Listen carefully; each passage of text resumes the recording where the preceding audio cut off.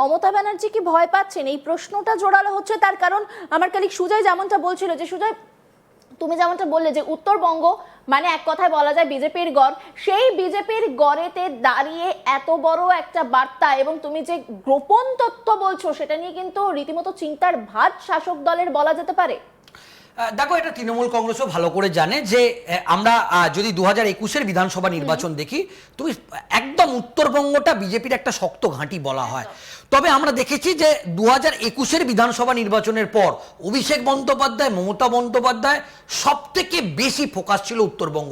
তারা রিকভারি করার চেষ্টা করছে, কিন্তু আমরা যেটা দেখলাম যে 2024-এর লোকসভা নির্বাচনে যখন খারাপ ফলাফল করলো, সুচেতা তোমাকে একদম স্পেসিফিক বলছি, আরএসএস পুরো দিল্লির মোহন ভাগবতের নির্দেশে আরএসএস এর একটা বড় টিম তারা কিন্তু তারপর থেকে পড়ে রইল উত্তরবঙ্গে। এবং আমরা জানি যে মোহন ভাগবত একেবারে রেকর্ড সংখ্যক পশ্চিমবঙ্গে 10 দিন তিনি ছিলেন, তার মধ্যে একটা বড় অংশ প্রায় 6 দিন, 5 থেকে 6 দিন কিন্তু উত্তরবঙ্গে ছিলেন। এবং দেখো তখনই তিনি কোথাও গিয়ে একটা ব্লুপ্রিন্ট তৈরি করে ফেলেছিলেন। অবশ্যই তাই। দেখো, বিজেপির যেটা বক্তব্য যে বিজেপির মেন যে রসদ বা মেন যে আসন, ডেডিকেটেড আসন, সেটা কিন্তু উত্তরবঙ্গ থেকেই আসবে। এবং 2021-এর বিধানসভা নির্বাচনেও কিন্তু 34টি আসন পেয়েছিল বিজেপি। 2021-এ যে 77টা পেয়েছিল, দেখো দক্ষিণবঙ্গের হাওড়া, হুগলি, উত্তর 24 পরগনা, দক্ষিণ 24 পরগনা এবং কলকাতার 11টা সিটে কিন্তু 2021-এ বিজেপি ভালো ফল করতে পারে। কলকাতাতে 0। এবং আমরা যদি বলি সেক্ষেত্রে উত্তরবঙ্গটা তারা প্রথম থেকেই কিন্তু ফোকাস করেছিল।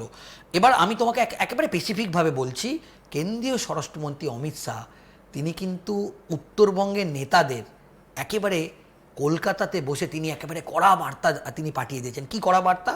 কড়া বার্তা এটাই যে অন্তত 120টি আসন, মানে 152টির মধ্যে 120টি আসন তুলতে হবে।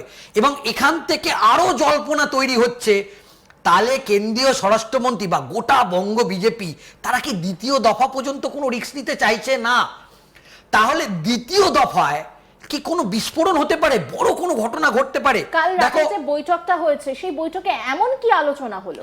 দেখো মধ্যরাতে, মানে বলা যেতে পারে আমরা রাজ্যকে কখন কাজ করি, যখন দেখি পরিস্থিতি একেবারে হাতের বাইরে চলে যাচ্ছে বা এই মুহূর্তেই সামাল দিতে হবে, যুদ্ধকালীন তৎপরতায় কাজ হয়, তাহলে রাজ্যকে কালকে কি বৈঠক হলো? একেবারে তাই। আমরা যারা জানতে পারছি স্পেসিফিক উত্তরবঙ্গের একেবারে যারা দায়িত্বে আছে, সুকান্ত মজুমদার, অমিতাভ চক্রবর্তী থেকে শুরু করে যে প্রভারীরা উত্তরপ্রদেশ, মধ্যপ্রদেশ, রাজস্থান থেকে এসছে, তাদেরকে একেবারে বার্তা পাঠিয়ে দেওয়া হয়েছে যে দ্বিতীয় দফা পর্যন্ত অপেক্ষা করবে না বিজেপি 2024-এ।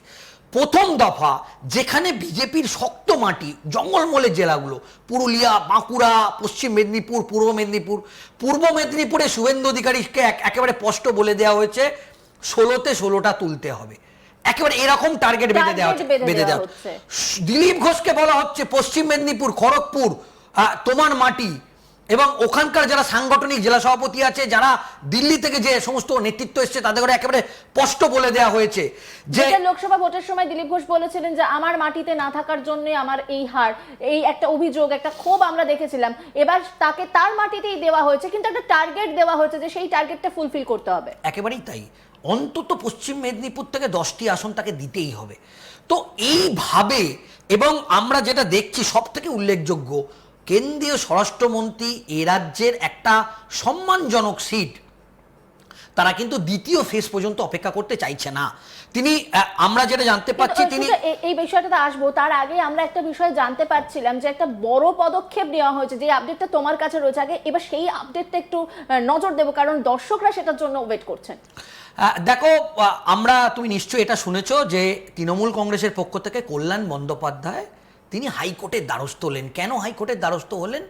যে নির্বাচন কমিশন এরকম তৃণমূল কংগ্রেসের একটা 400 জনের একটা তালিকা নিয়ে তিনি হাইকোর্টে পৌঁছে গেলেন। এবং হাইকোর্টে পৌঁছে গিয়ে তিনি কি বললেন না, তিনি এটা বললেন, হাইকোর্টে পৌঁছে গিয়ে তিনি বললেন যে তাদের নেতা কর্মীদের গ্রেপ্তার করা হতে পারে এরকম একটা বিস্ফোরক ভাবেন, এবং প্রধান এবং বিচারপতির এজলাসে সেই বার্তা কিন্তু মমতা বন্দ্যোপাধ্যায় বিভিন্ন জায়গায় সভা থেকেও বলছেন, বা তিনি এই আতঙ্ক, যে তিনি আতঙ্কিত, সেটা কিন্তু প্রকাশ পাচ্ছে। এবং আজকে যেটা হলো সেটা কিন্তু পশ্চিমবঙ্গের ইতিহাসে যদি এর আগের যতগুলো নির্বাচন দেখি এই রকম কড়া পদক্ষেপ দেখিনি। 294টি বিধানসভা কেন্দ্রেই নির্বাচন কমিশনের পক্ষ থেকে যারা দাগি আসামি, এবং এর মধ্যে একাধিক তৃণমূল কংগ্রেসের হেভিওয়েট কাউন্সিলররা আছে, যারা তৃণমূল কংগ্রেসের যে হেভিওয়েট মন্ত্রীরা আছে, ফিরহাদ হাকিম, সুজিত বোস থেকে শুরু করে এই যে উত্তরবঙ্গে অনুব্রত মণ্ডল, কাজল শেখ ঘনিষ্ঠ, তাদের যারা মিশনারি, মানে তৃণমূল কংগ্রেসে যারা ভোট করে, যেমন বরানগরের অনিন্দ রাউত, মানে রাউডি রাঠোর যারা বলা যেতে পারে, যারা বাহুবলী, এক ঘাটে জল খায়, তাদের একটি তালিকা 294টি বিধানসভা কেন্দ্রের এরকম তালিকা প্রকাশ হলো। শুধু তালিকা প্রকাশ করলো না সুচেতা নির্বাচন কমিশন, আমরা একেবারে স্পেসিফিক ভাবে জানতে পাচ্ছি যে এই সমস্ত নেতাদের ইতিমধ্যে 123 জনকে গ্রেপ্তার করেছে নির্বাচন কমিশনের নির্দেশে, বিভিন্ন থানায় যাদের নন অ্যাভেলেবল সেকশনে যারা জামিন ছিল বা যারা অত্যন্ত খুব মানে খতরনাক ব্যক্তি, যারা বিভিন্ন সময় গন্ডগোল, নামগুলো একটু তোমার কাছে জানতে চাইবো। দেখো এরকম প্রচুর নাম আছে, আমি তার মধ্যে তোমাকে একটা নাম বললাম, অনিন্দ রাউত, বরানগরের একেবারে তাস বলা যেতে পারে।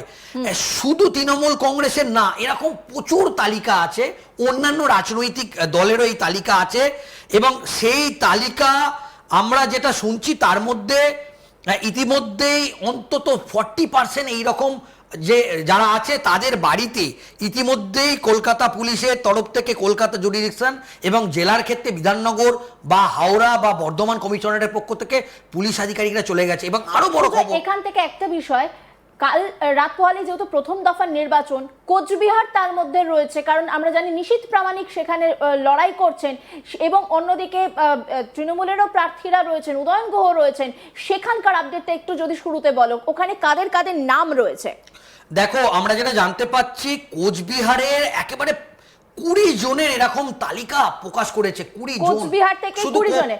আমি নামগুলো তোমার কাছে জানতে চাই, একেবারে আমি নামগুলো তোমাকে পড়ে শোনাচ্ছি। হাসিম আলী প্রথমেই নাম, একদম কোচবিহারে তৃণমূল কংগ্রেসের তুরুপের তাস। এবং আমরা দেখেছি যে এর আগের বারে যখন আমরা নিশীথ প্রামাণিক তিনি যে হেরে গেলেন, এবং তার প্রধান অভিযোগ ছিল এই হাসিম আলী, এবং এই হাসিম আলী একেবারে বলা যেতে পারে সেখানকার তৃণমূল কংগ্রেসের মানে হাতের তালুর মতো চেনেন। এবং এখনো পর্যন্ত উত্তরবঙ্গের কোচবিহারে আমরা জানি যে উদয়ন গুহ তার অত্যন্ত ঘনিষ্ঠ এই ব্যক্তি, এবং উদয়ন গুহর সঙ্গে তিনি সবসময় ঘোরেন।